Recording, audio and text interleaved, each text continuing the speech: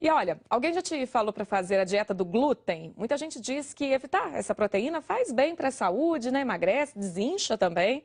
Será que isso tudo é verdade, hein? Quem conta pra gente agora é a nutricionista Karen Honorato. Bom dia, Karen, Bom seja dia, muito bem-vinda. Elisângela. Obrigada. Trata-se de uma proteína, então, né? O glúten. Como é que é essa substância? O glúten é uma proteína encontrada principalmente no trigo, no centeio e na cevada. E às vezes por contaminação na aveia. Então, o que é a polêmica do glúten, né, para as dietas? Primeiro é bom entender que esse glúten, ele tem uma substância que chama gliadina, principalmente no trigo, que é o que as pessoas mais consomem. E essa gliadina, ela muda a nossa mucosa do intestino. É como se ela abrisse as portinhas do intestino para deixar as entradas para os nossos nutrientes mais fáceis. Porém, isso é ruim. E principalmente porque essa gliadina é uma proteína de difícil digestão. Então, ela passa pelo intestino mal digerida, entra no nosso sangue e aí, dependendo da predisposição genética da pessoa, ela pode ter outras complicações na saúde. Pode ter problema endócrino, psicológico ou até mesmo dermatológico e outros. Essas são as pessoas que não podem, né, usar o glúten, é isso? Não podem comer. A gente diz o seguinte, na verdade, atualmente as pessoas estão consumindo muito trigo. O trigo está alterado atualmente porque houve muita mudança, muita hibridação, né, hibridização. Então, o que acontece? Esse excesso de trigo tem feito mal para todo mundo. Na verdade, ninguém deveria consumir o glúten em excesso. Tanto assim, né? Igual estão consumindo. Você vê que as pessoas consomem tudo com trigo hoje. É verdade. Então, o excesso não faz bem a ninguém. Dependendo da sua genética, isso pode trazer complicações maiores ainda. Por exemplo? Por exemplo, problema de pele. Ela é uma proteína de reserva, então ela pode reservar nas articulações e dar problema articular, pode trazer dermatite, pode trazer hiperatividade, fadiga, problemas endócrinos. Imunidade também, Karen? Imunidade altera e principalmente a flora intestinal, que é dali que sai toda a nossa imunidade. Então, para todas as pessoas, essa proteína altera o intestino. Agora, para outras complicações, vai depender da parte genética. Então, o ideal é que ninguém consumisse tanto trigo como tem consumido. Né?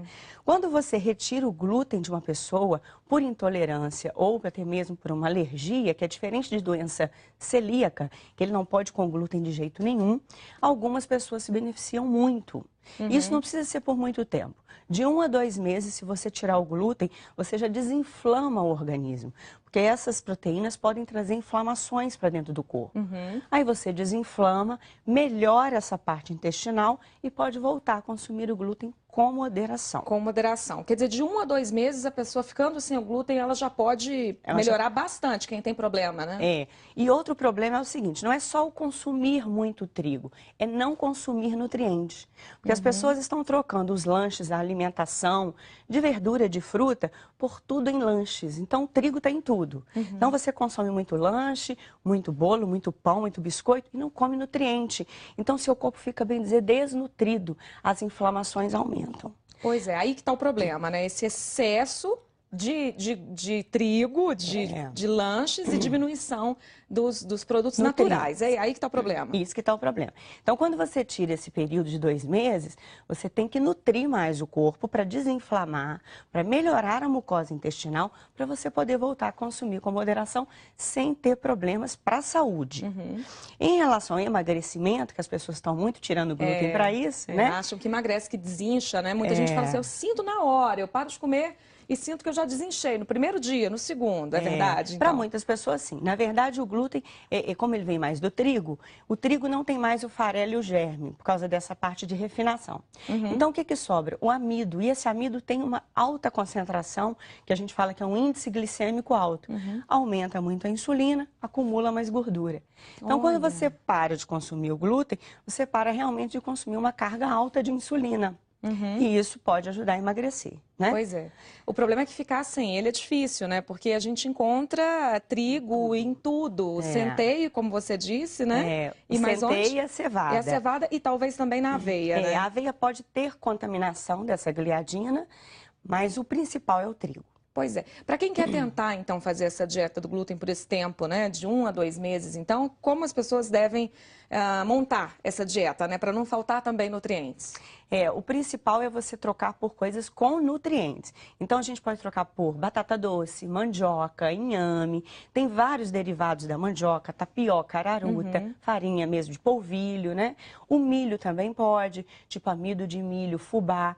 Porém, tem que ter uma cautela para quem quer emagrecer, porque se você troca os alimentos por sem glúten, porém, com muita farinha branca, tipo muito fubá, muito amido, muita farinha de arroz, e a pessoa começa a consumir tudo que ela vê sem glúten, aí não vai né? fazer diferença. Quem quer tirar o glúten, mas consumir no fim de semana, tá ok também ou não? Nesse período de 1 ou 2 meses tem que ser total. No princípio tem que ser total, porque você tem que desinflamar e tratar o intestino.